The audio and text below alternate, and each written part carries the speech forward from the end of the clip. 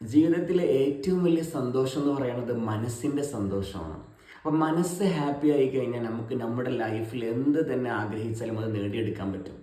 ഒരുപാട് ആളുകൾ പല വിഷമങ്ങളും പ്രയാസങ്ങളുമായിട്ട് മുന്നോട്ട് പോകുന്ന ആൾക്കാരുണ്ട്.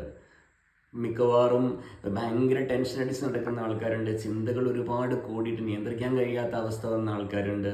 അത് മാത്രമല്ല, ശരീരത്തിൻ്റെ അകത്ത് കംപ്ലീറ്റ് വേദന. ഡോക്ടേഴ്സിൻ്റെ അടുത്ത് പോയി വേദന കാണാൻ പറ്റുമോ ചോദിച്ചപ്പം പ്രത്യേകിച്ച് കാരണങ്ങളൊന്നും ഡോക്ടേഴ്സ് പറയുന്നില്ല.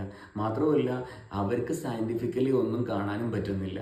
അതേപോലെ തന്നെ സൈക്കോസൊമാറ്റിക് ഡിസോർഡർ അനുഭവിക്കുന്ന ആൾക്കാർ, ഇങ്ങനെയുള്ള ആളുകളൊക്കെ കൂടെ കുറേ ആളുകൾ വന്നപ്പോൾ അവരെല്ലാവരെയും കൂട്ടിയിട്ട് നമ്മളൊരു സ്വസ്ഥ മെഡിറ്റേഷൻ എന്ന് പറയുന്ന ഒരു മെഡിറ്റേഷൻ പ്രാക്ടീസ് തന്നെ ഒരു പ്രത്യേക സ്ട്രാറ്റജിയിൽ ആ മെഡിറ്റേഷൻ അങ്ങ് കൊണ്ടുപോയപ്പോൾ അവരുടെയൊക്കെ ലൈഫിൽ ഭയങ്കര മിറാക്കിൾസ് ഉണ്ടാക്കാൻ പറ്റിയിട്ടുള്ളത്.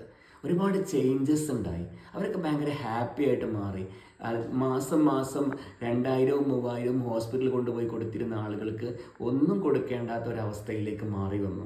അപ്പോൾ കൃത്യമായിട്ട് നിങ്ങൾക്ക് വേണ്ടി ഒരു 45 മിനിറ്റ്സ് എങ്കിലും നിങ്ങളുടെ മനസ്സിന് വേണ്ടി, നിങ്ങളുടെ ശരീരത്തിന് വേണ്ടി നിങ്ങൾ ചിലവഴിച്ച് കഴിഞ്ഞാൽ നിങ്ങളുടെ ഇപ്പോൾ ഉള്ള ഈ ലൈഫ് ഉണ്ടല്ലോ, അതൊക്കെ ഒന്ന് മാറി എല്ലാവരെയും ഉൾക്കൊള്ളാൻ പറ്റുന്ന, എല്ലാവരെയും മനസ്സിലാക്കാൻ പറ്റുന്ന, യാഥാർത്ഥ്യങ്ങൾ തിരിച്ചറിയാൻ പറ്റുന്ന ഒരു നല്ല ഹാപ്പി ആയിട്ടുള്ള ലൈഫിലേക്ക് നിങ്ങൾക്ക് എത്താൻ പറ്റും.